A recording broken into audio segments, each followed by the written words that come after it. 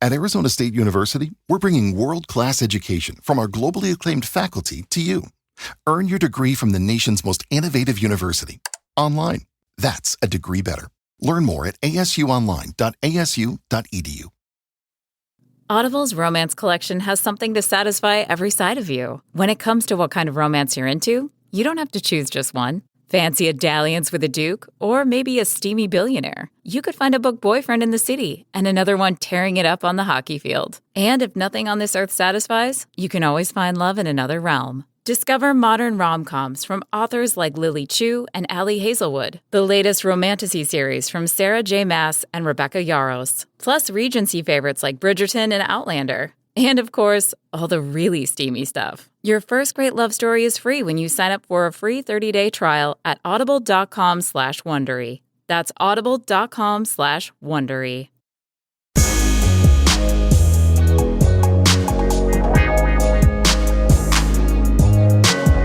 All right, everybody, welcome back to In the Mind of Jax Taylor. And if you've been riding with me, you already know we don't sugarcoat anything here. We talk about real stuff, the healing, the heartbreak, the heavy lifting, and all the messy in between.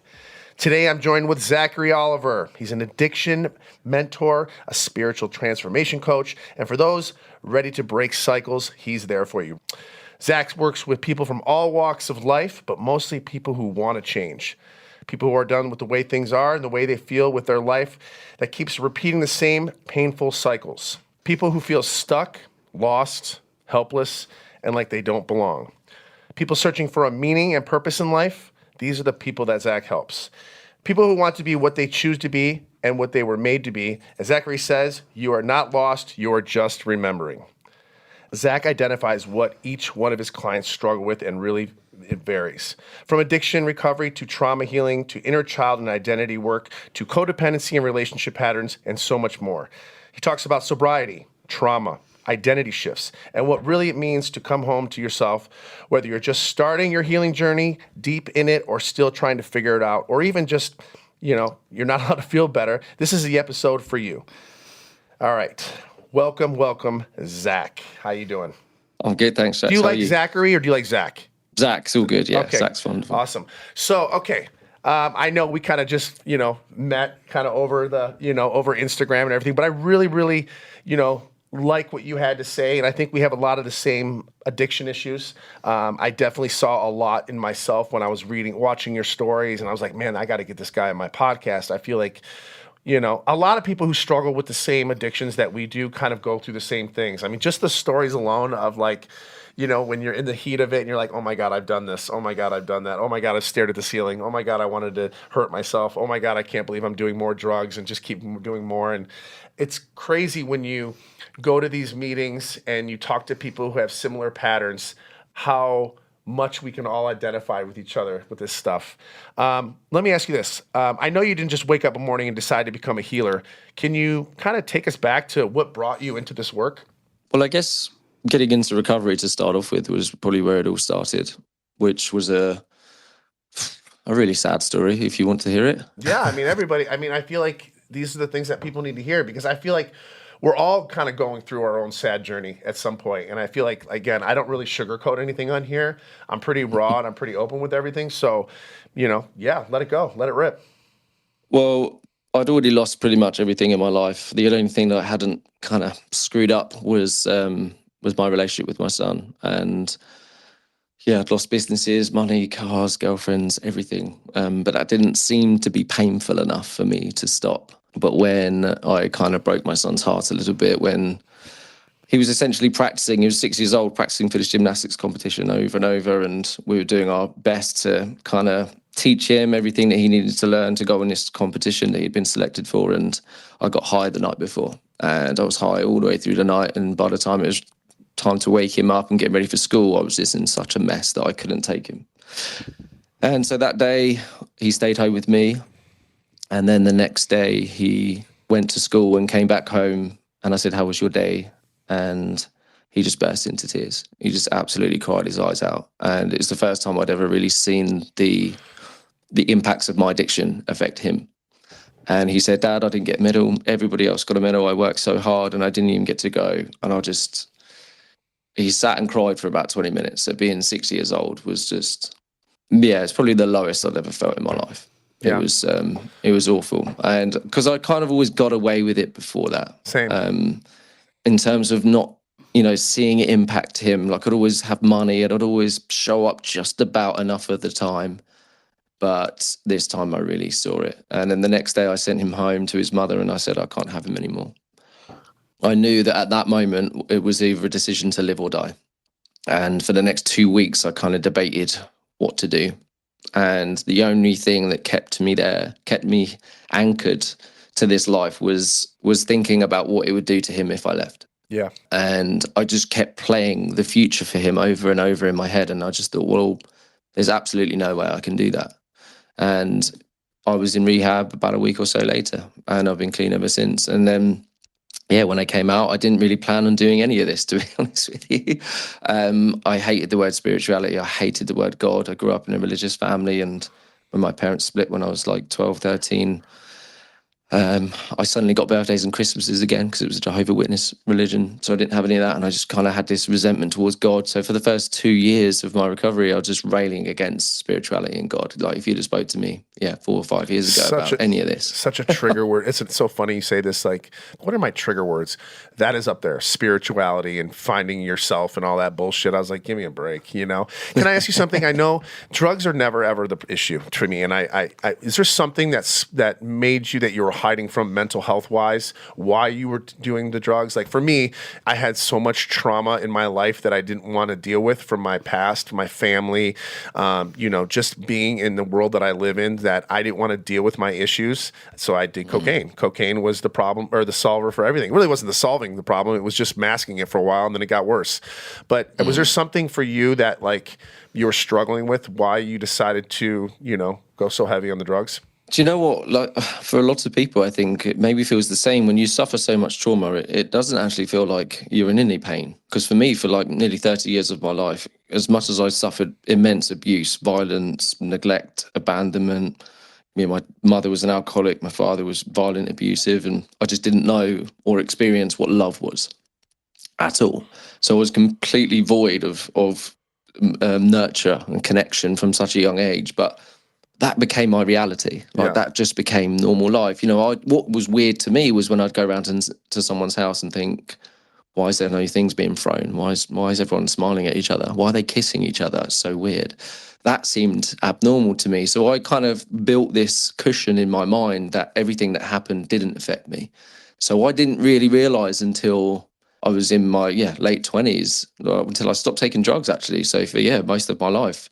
And even when I went to rehab, I was still like, no, it hasn't affected me. So you really experienced a lot of trauma, and you were obviously masking, like Jax was saying. There's always a reason behind why people turn to substances, and so you were dealing with serious trauma from neglect and abuse in your childhood. Were you able to work through those things alongside becoming sober? Absolutely. Well, it's not until I got clean. No, I didn't do any work until I went to rehab for the second time. I did go to rehab when I was 24, but it was for the wrong reasons. It was for something. I wanted to gain my business back, essentially. That was the only reason. That's so funny, because I feel like I kind of went through the same thing. I went to rehab the first time because I feel like I had no other option. I was going to lose everything. I didn't go because I wanted to go, because first of all, I didn't think there was a problem.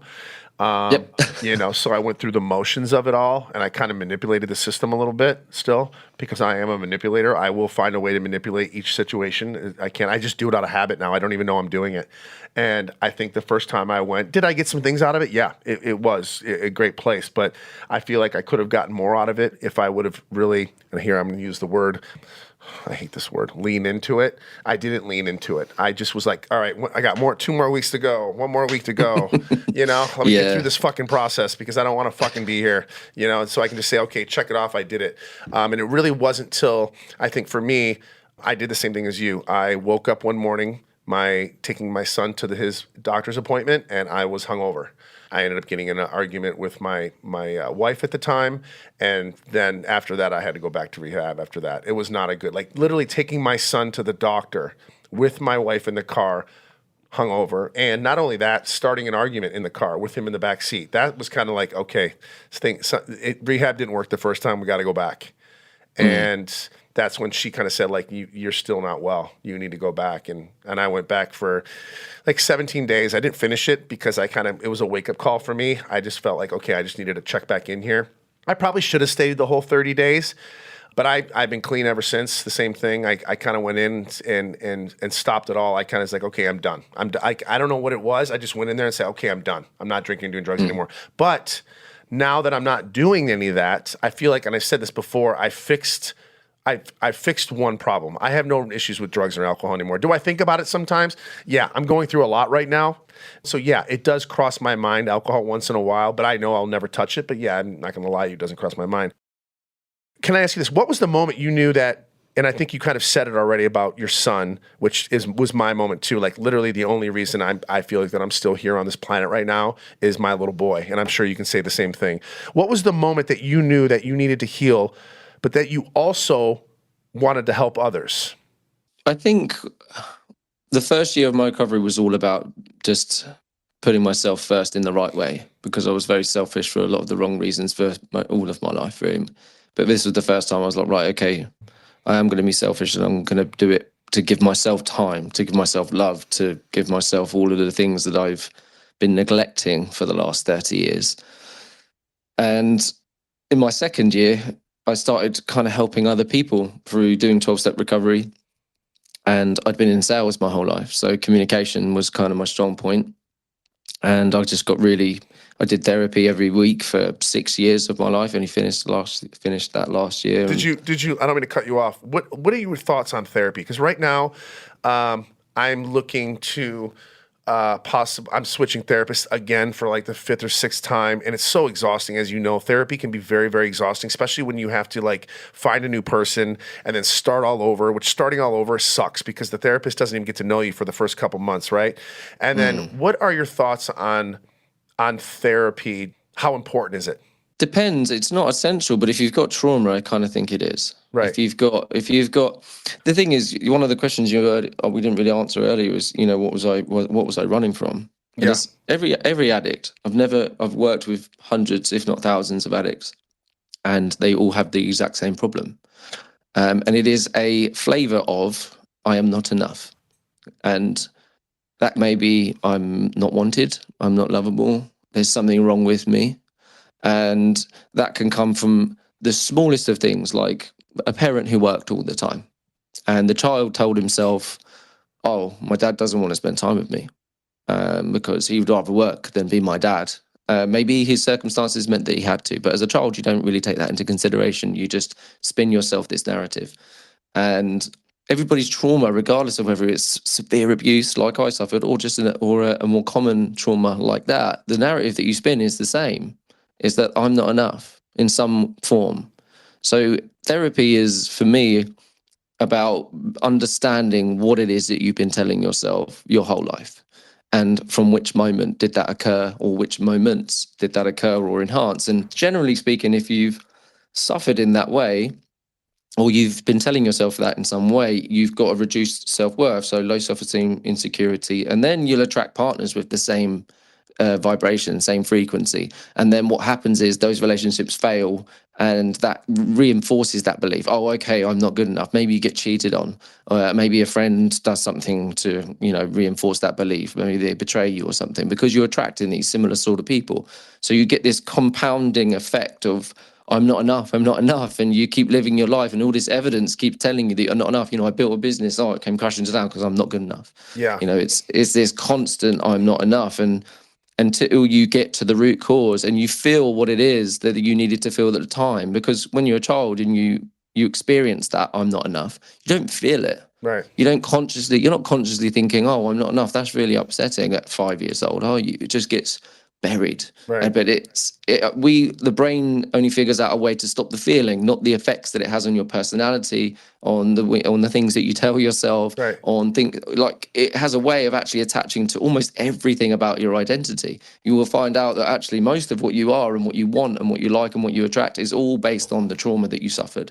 Yeah. So therapy is so important to undoing all of that, in my opinion. It's not the only way. You can do it through more holistic processes like breath work and meditation. There's some great meditation stuff that you can do to access those memories and nurture them and relive them in a different way. So it's not essential, but in my opinion, yeah, it's, if you've got deep-rooted trauma like complex PTSD, which I had, I mean, I think therapy is pretty much the only way. Can I ask you how long you've been sober? I was 6 years sober in April. 6. Oh, that's awesome. Can I ask you, how long did it take to repair, fix the situation you had with your significant other, the mother of your child? How long did it take to, I guess, prove to her or show her? Because I'm in the process of right now where, you know, nothing I say is going to work right now. I got to put in some work. And it's tough because they're not seeing the work, you know? And it's kind of like I'm at the point right now where I'm like, look what I'm doing. Look what I'm doing. It doesn't work that way. You know what I'm saying? Mm-hmm. How long, and if you don't mind me asking, what did you do to get in the good graces again with the mother of your child? Like what was your drive? If you don't mind me asking. I'm still trying. But no. In all honesty, I'm not with my son's mother. We split up before I even went to rehab a year before. So it's depending on the person, really. I mean, you can only do so much. And it's really about you trusting you and you loving you and you being proud of everything that you're doing. And wanting them to see it is part of the issue. And that's what that was always part of the issue why we needed drugs in the first place, is that because we wanted to be seen by others as opposed to being the one seeing ourselves.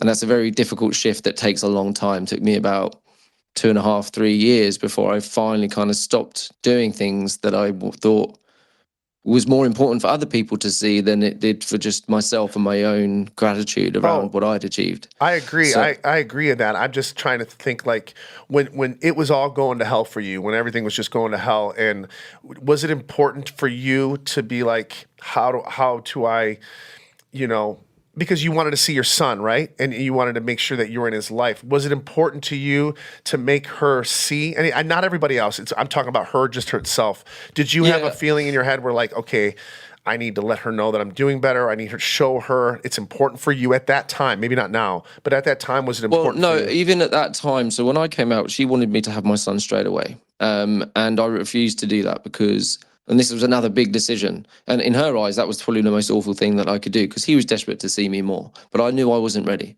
I didn't know that I was or wasn't ready. So until I had some more certainty over my ability to stay clean for the rest of my life, right. I didn't want to give him false hope. So I told her that I wasn't going to see him full time. I was going to see him in small pieces over the next 3 to 6 months. And gradually, when I'm ready to have him full 50% again, then I will. And she was absolutely livid. And she was screaming down the phone and harassing me, sending me abuse, telling me that it's not good enough and blah, blah, blah. And I just didn't care.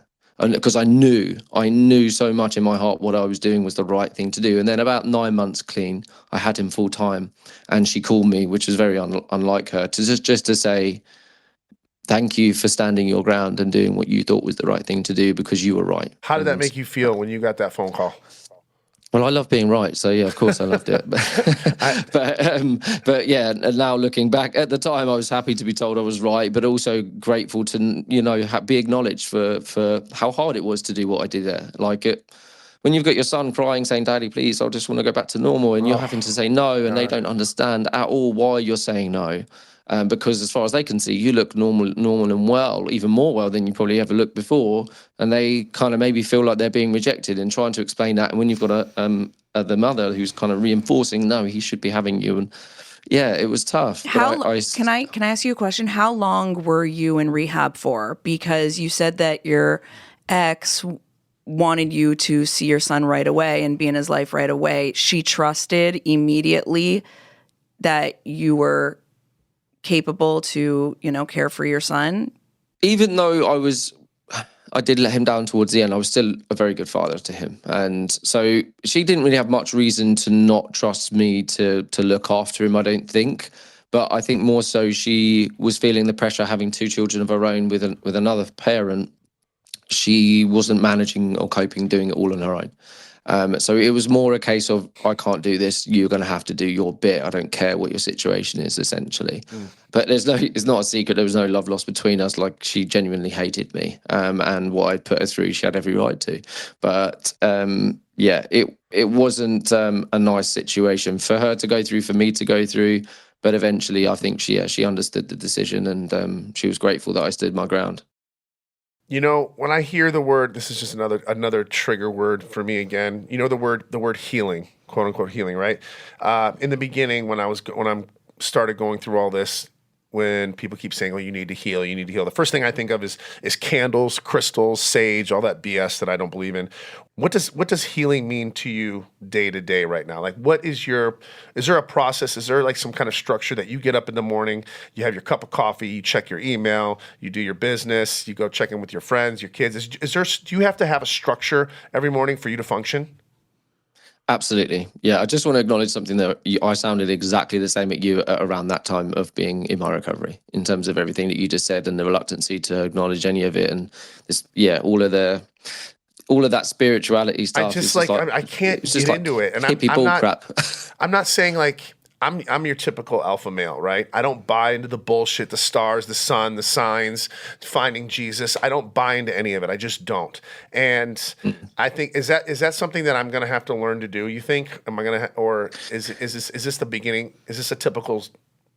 What's the word? I think you'll find your way there. You don't need to force it. It will happen to you when you're ready to receive it. And it's not really about, like, I railed against religion, and now I'm kind of reading more about Jesus, but not from the Bible, from something called the Gospel of Thomas, which is more about Jesus's words and stuff like that, which they stripped out of the Bible like 2,000 years ago. So there's a lot more to stuff. We're kind of really conditioned with God and what they fed us. It's a load of crap. Like, Jesus was more like a spiritual healer. He wasn't the Son of God. That's just bullshit, in my opinion. But in terms of if you read anything like that Russell Brand would say, he'll say you need two things to stay in recovery, which is a community and spiritual awakening. And he's not wrong. Those two things are probably the most important thing. The spiritual stuff, for me, like, higher power, the concept of it, my higher power was just someone who I would give responsibility to make decisions in my life that wasn't me, because I didn't trust myself, or I wasn't necessarily trustworthy or having enough knowledge or experience to deliver what it is I wanted to achieve, which was to stay clean. I'd never done it. So you have to kind of fight against yourself, because every time you hear this spiritual God crap, you immediately get your back up and you're just like, I hate it. I genuinely, honestly, I sitting in NA meetings, I just wanted to punch people. Yeah. I was so angry because I kept hearing the word God, which I hated. But essentially I had to kind of walk away and just keep going back and ignore everything that my brain told me and take every single suggestion that I was given. It's kind of relinquishing control. You have to let go. When you've been successful, which you have, it'll be very hard to do this. And so had I. Because doing things your way has proven to be incredibly successful in lots of different areas of your life. But this is one area that it hasn't, and it's that acceptance over, right, okay, I don't know what I'm fucking doing. Right. I have no idea to make this work. You say meditate, right, cool, okay, I mean, whatever, I'll do it. It sounds like shit, but I'll do it. Yeah. I don't do anything that anyone tells you to do it for 6 months before you say it doesn't work. Oh, I didn't think of that. Yeah, because that's what a lot. But like I used to do things. I did lots of different things. Like I did ice baths every day for 2 years, and that was incredible. I did breath work every day for 2 years, and now I still do it every now and again. But the two things that have always stuck is journaling and meditation. Those are the two probably things that I would never be without daily. But my morning routine, to answer your question as well, the first thing I do when I wake up is I meditate, which I used to only be able to do 5 minutes. I now do 30 minutes. I'll then journal. I'll do 2 different journals. One is just like my day-to-day, and one is about kind of philosophy of life. So I'll do 2 separate journals. Are you physically writing in a journal, or do you do it on your phone? Yeah. No, I physically write. I feel it's a lot more therapeutic. It feels like you're kind of pulling things out and putting them on the page. It feels more healthy for me energetically for some reason. And then I'll actually use ChatGPT to reflect through those. And I've fed it different spirituality books or different philosophy books, particularly around things like Hermetica, which you would love, by the way, because it's more about science and spirituality as opposed to God or religion or anything like that. I'm not trying to, for the viewers listening out there, I'm not against God at all. I believe in God. I'm Catholic. I was raised Catholic, me and my community and all that. I think I kind of started losing a little bit of hope when I lost my father. You know, I lost him at a young age, and I kind of was like, why did you take my father from me? He was a good man. Like, there's no, you know, when you lose somebody, you kind of question your faith a little bit.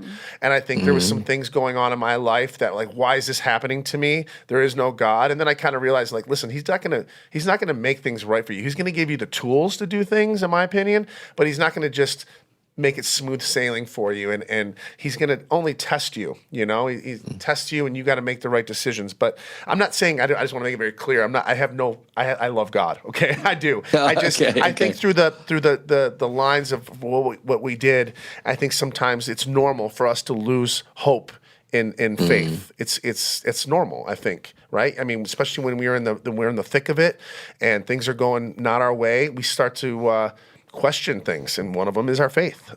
So I just want to make that very clear. But so, like, for me, healing kind of it looks like learning, like how to sit with myself sober. You know, no numbing, no distractions, just me, and that was.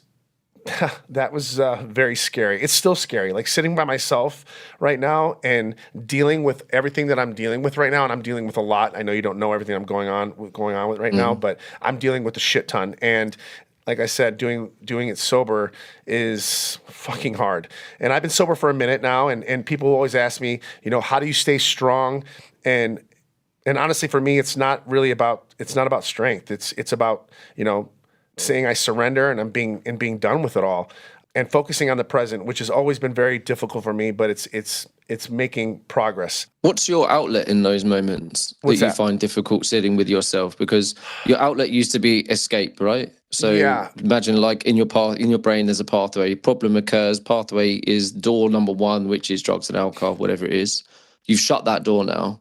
So that pathway is still there, right, but it's just, you've just gone, I'm not going to go down it anymore. Right. What's the new pathway that you take now? That's the question, because I have anxiety thinking about, you know, I need to do this. I need to do this. Therapy, maybe, you know, like I said, meditation, journaling. Like, it's a lot that everybody says, this is what you need to do. Everybody loves to tell you what you need to do, right? And then they tell you all these things. There's like 30 different things, and I don't know where to start. I don't know where to begin. I've never done any of this. I'm 46 years old. I've been doing drugs for the last 20 plus years.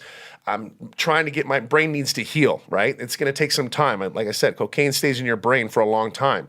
So I'm trying to figure out what's going to work best for me. Right now I go to AA, which I really, really love going to AA. I love going to different meetings. It's helpful for me. I love listening to other people's going through the same thing that I'm going through. Trying to be just comfortable in my own skin is extremely hard for me. Trying to be alone, which is extremely hard for me. I'm very codependent. You know, these are the things that I'm kind of struggling with. He's so self-aware. He knows all of these things about himself. He knows that even some of his actions may not be the healthiest choices, but I think for you, it's finding, like, what is that next step now to, you're aware of these things, but then how do you now go about not repeating these same behaviors? And, you know, with Jackson, knowing him as long as I have, right, like, the sobriety aspect in terms of alcohol and cocaine, he's stopped, which is absolutely incredible, because, you know, I haven't known you doing that. And people ask me, how did you stop? I want to be honest with you. I just stopped cold turkey. I did. I do go to AA. I've been going to AA for a long time. I don't do the steps.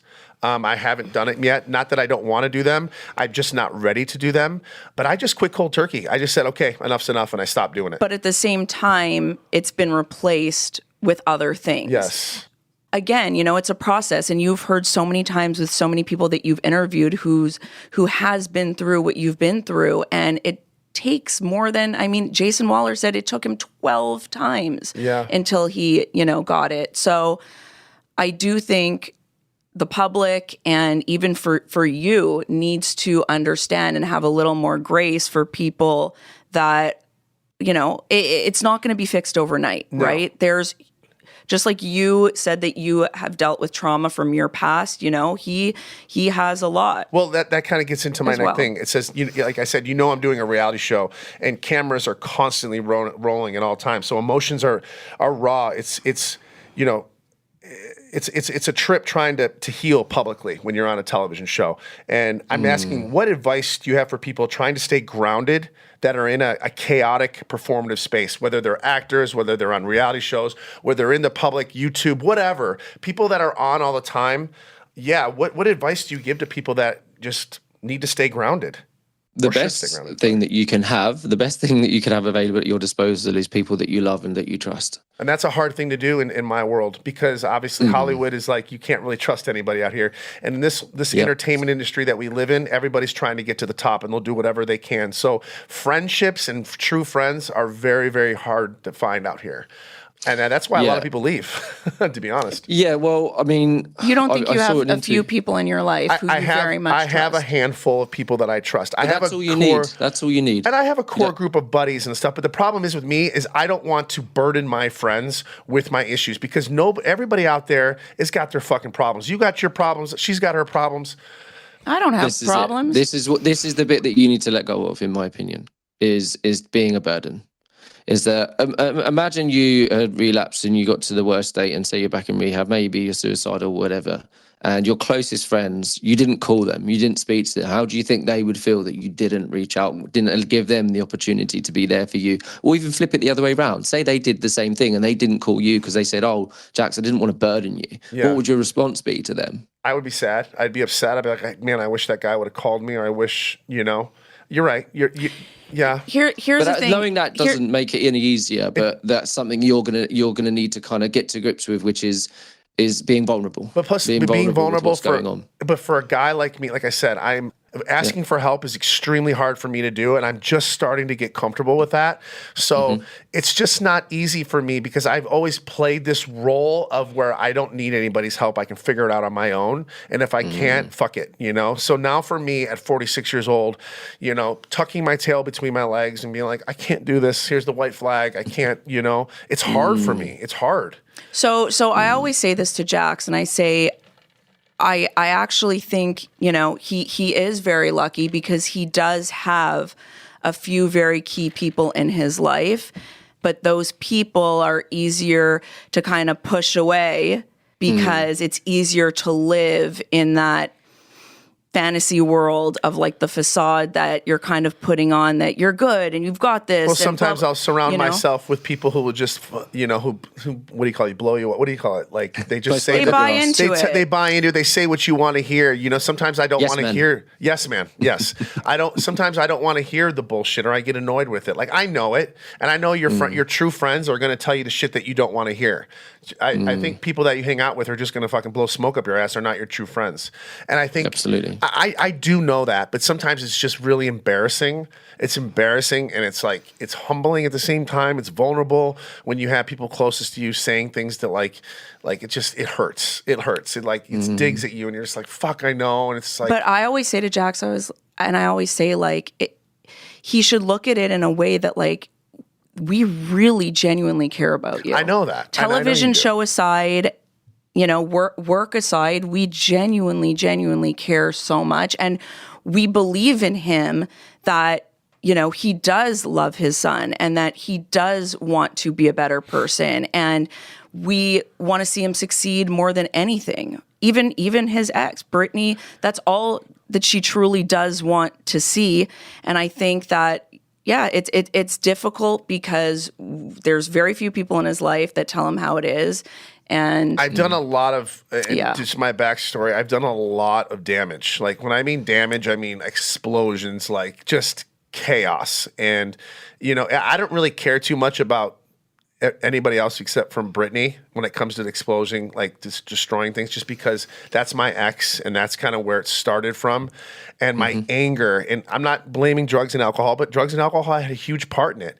I self-sabotaged my marriage, and I just went to town on on my ex verbally. I was verbally abusive and saying things that I should have not said, and I drove her away, and I had so much anger and hostility, and it made me crazy. And the more, obviously, was doing a lot of cocaine then, and it was making it worse. As you know, cocaine just drives it, especially the next day. The following day would be the worst day.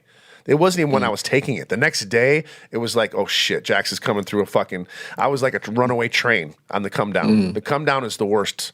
And I did not give a shit what I said or who I said it to. And I destroyed it, and I didn't even see it. And now I'm looking at all the repercussions, all the damage I've done. I'm looking back, being sober now, and being like, watching video clips of me saying the things that I said. I'm just like, oh my God. Yeah, stop doing that. Yeah. Have you had to force yourself to relive moments that you were so embarrassed of? Or like, how did you deal with that when your friends or your family or anybody saw you at your worst? And you knew it was bad, but did they make you sit with that and be like, this is what you've done, rewatch this shit? No, not any. I mean, I'm not very close with any of my family, but I did it myself. Okay, so you did it yourself. Because I wanted to, like, when I say, yeah, don't do that, I mean, don't sit there and repeat watching stuff over and over again, filling yourself with shame and regret, because that won't, in my opinion, help anything. It's acknowledging it and accepting it was part of it, and then obviously forgiveness and compassion and giving yourself love and understanding, because you can't sever this part of you off like with shame. That's what I tried to do this for like 3 or 4 years of my recovery, and essentially, like, I thought, right, if I feel this shame and this embarrassment so intensely, then I'll never want to do it again. I'll never want to go back to that kind of version of myself, which it kind of worked to a certain degree, but it always kept coming back up as like this stain on my spirit, on my soul, on my personality. Like, oh, I'm just this, underneath it all, I'm actually, no matter how hard I try, I'm this awful human being. Whereas then I kind of shifted into my kind of 4th year and started reliving their moments and giving myself compassion and understanding for what I was going through, what I had been through my entire life that led me up into that situation. Not to say I condone any of it. No, of course not. Like, it's not an excuse that yeah, because you went through X, that means it's okay that you did those things. No, of course it's not. But there's no point in showering myself with shame and embarrassment and humiliation, because those are all the things that led me to that situation in the first place, right? Right. That self-hatred that's been there the whole time, you're just throwing more fuel on the fire when you're looking back and repeating it in this way. So it is about reliving them. It is about kind of acknowledging them, but you've also got to forgive yourself, because if you don't, then you're going to be stuck. You're going to stay like I was for 2 or 3 years of trying to figure this out. I was like, why is this not going? Why is this feeling of low self-worth, low self-esteem not going? And it was because I kept trying to kind of beat hate with more hate, and it doesn't work like that. You have to kind of shift it and give it nurture, give it love, what we never kind of received. It's interesting. It's interesting that you say that, because just yesterday when we were talking, I said, Jax and I were talking, and I had said to him, like, once, I think the anger that he feels, and maybe, these moments of blame and all these things, it's almost self-preservation for him, because it's easier to feel those emotions than to actually face, certain things that happened and sit with that shame and that discomfort. But I think he needs to go through that process, and that middle part of sitting with that shame is really, really difficult. Like, and then once you get past that, and I said this to you yesterday, was my hope for him is that eventually letting go of all that anger and feeling peace within himself before anything, but forgiving yourself after you really do acknowledge and live through and take a real accountability, instead of, I know he's looking at me, that word accountability, but it's right true. Now, because like I said, I'm so new into recovery, my first tendency is to be like, well, look at all these other people. Look what they're doing. Look what he's doing. They're all doing the same thing that I'm doing. I deflect. And I'd be like, how come I'm the only one getting in trouble for this when everybody else on the show is doing the exact same thing? And why aren't they getting held accountable? And why is it me? You just outed yourself there. Look at the way that you spoke. It's not the adult Jack speaking, it's the child. Yeah. How come no one else is getting in trouble? Yeah. Yeah, that's so childish to think. And I just felt like it's not. No, but can I ask you, what is that? Because a lot of times when you are having a tantrum, I always say, like, he appears to be like this 10-year-old angry boy tantruming. What is that? When did your father pass away? My father passed away I'm 46, so when I was 40. Yeah. Right, okay. So, well, yeah. it generally comes from like a moment when you're younger. So a lot of people kind of stop growing emotionally. For me, I was around 13. It might have even been younger than that. But generally something happens around that age. It doesn't necessarily have to be a parent, but you kind of stop maturing emotionally. So when you're dealing with difficult emotional scenarios, the child steps in who's basically just acts out. He's basically acting out, gets triggered. You remember you got all these trigger words. It's the child that is getting triggered, which is why you'll start acting very aggressive, because the child doesn't want to feel the emotion behind the anger. And that's why he'll portray the anger. Anger is a lot easier to deal with because we know it. Yeah. We're familiar with it. It's a way of us of avoiding, actually. So for me, like, anger is always the secondary. If you remove the anger out, like I'll challenge you to do this. The next time you feel rage coming on about anything, just try and not get angry at all. Just let it go and see how you feel. I promise you'll be close to tears. It's very... Because what you'll actually feel is, okay, this person's really upset me, or this person has made me feel worthless, or this person has treated me like shit and it's made me feel worthless, or whatever it is. Like you'll get to feel the genuine emotion that you're feeling, and that will hurt you because you won't be used to experiencing any of that. And that's the stuff that's going to change your life. This is where you're going to grow. I'm a reactor. I shoot before. Very impulsive. What is it? A shoot before. What is it? What is the way I always say? I shoot first, ask later. Yeah. Shoot first, ask later kind of person. And Add I'm very that to reactive. the list. And I'm just like, I've always been this way. And I'm just like, I need to learn to take a beat, count to 10 before I react. And it's got me. You want to change from reactive to responsive. So you're responding instead of reacting. Okay. Do you know what I mean? So it's like you're thinking about what it is that you want to say, and you're generating the response that you want, not one that's completely out of control. But therapy is a really good way of kind of understanding these things. Like, you should, when you've walked away from that scenario, and you've come away with a win, but the next time somebody might be more aggravating and you don't.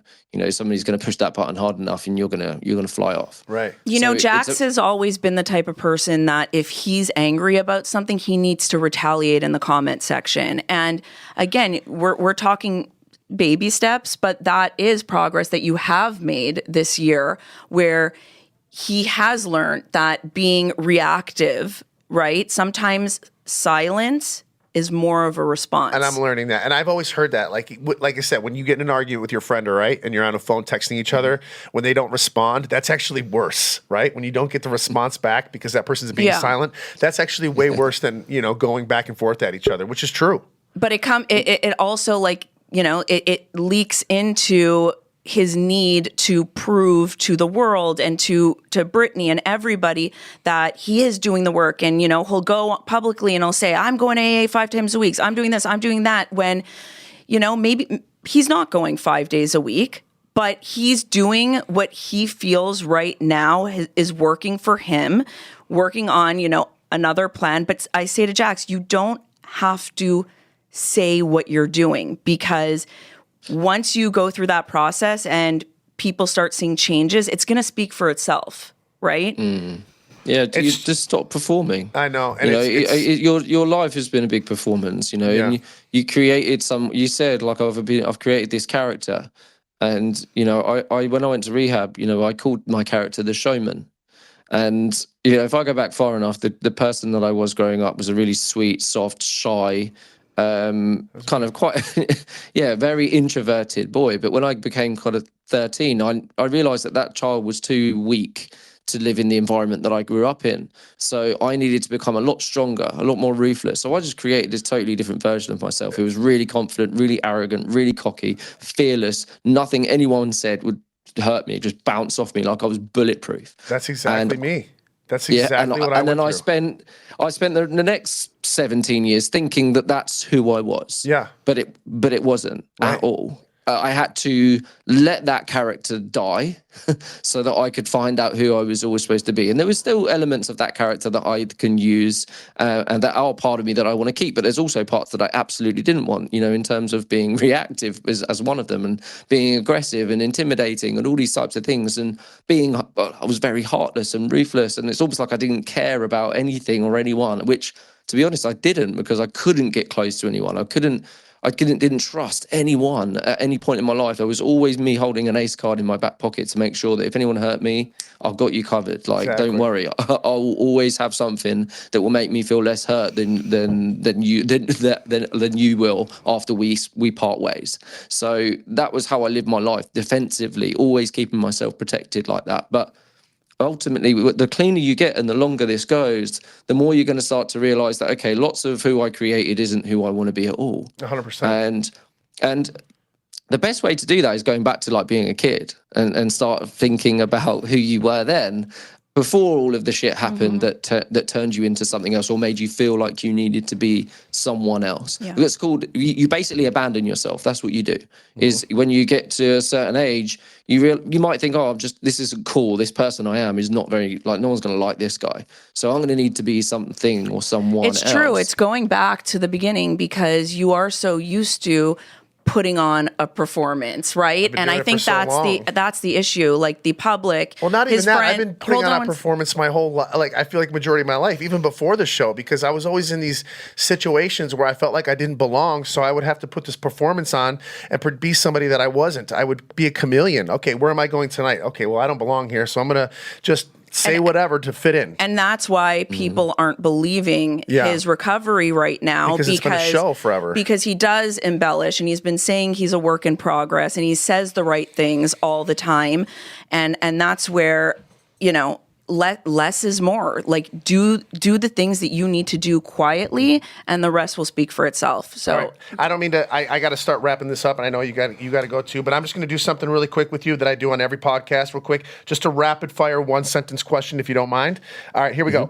What is one belief you had completely let go of? What's one belief that you have completely let go of? That I'm not enough. Okay, I like that. What grounds you when everything else falls apart? Connecting to myself, alone, without any distraction and anyone or anything, just connecting to my own frequency again. What does peace feel like to you? Calm, slow, quiet, and it's a lot slower than I ever thought life could be. That's how it feels to me. It feels like it's moving really slow. That was really awesome, Zach. Thank you so much for being exactly who you are, to everyone listening. I hope something in this convo cracks something up in you guys and opening up just even a little. And healing is not a straight line, and it detours, it relapses. It's forgiveness, it's grace if you go deeper. Zach is on Instagram at Healing with Zach. He does remote sessions, energy work, and real stuff. And always, thank you so much for being here with me. I really appreciate it. Keep walking, guys. Keep breathing. Keep coming back. I'm Jax, and this is In the Mind of Jax Taylor.